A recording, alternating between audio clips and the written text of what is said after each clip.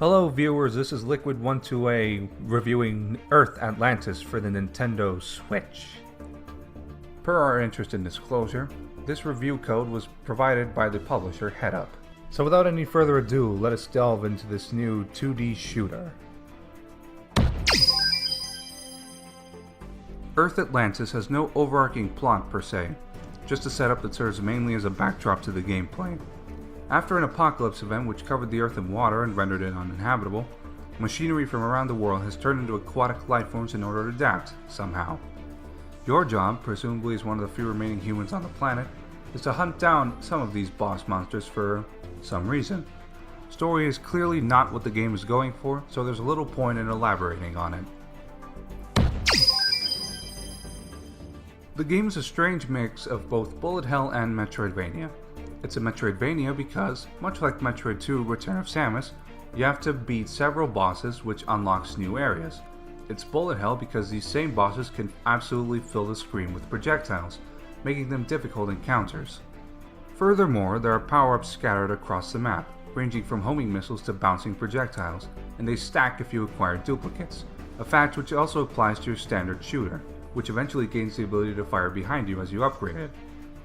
These upgrades make you more powerful, but they don't make the game mindless.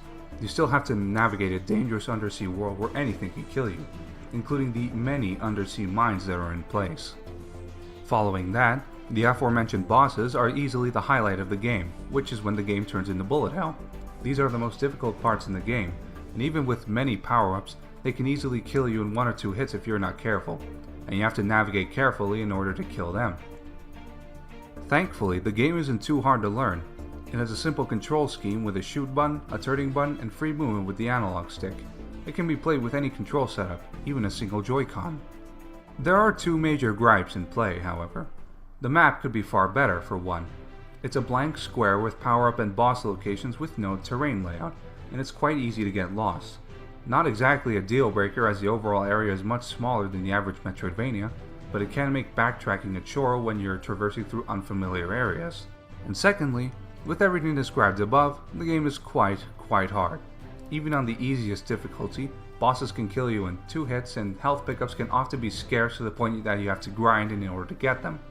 It's not entirely a deal breaker. Metroidvanias are known for being hard, but there's hard and then there's almost unfair. The game has what can be described as an interesting visual style. It all looks like pencil sketches with some 3D thrown in. And it makes sense. It's all bleak and colorless, which is what you would expect from an apocalyptic world, especially an apocalyptic undersea world.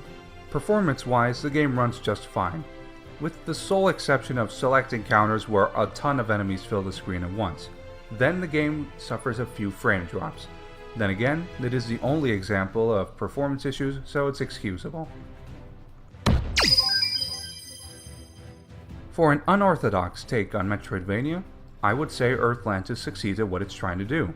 It's engaging, and it's not hard to get back on track if you die, even though you will die a lot, because as described before, the game can be quite hard with some of its quirks and bosses.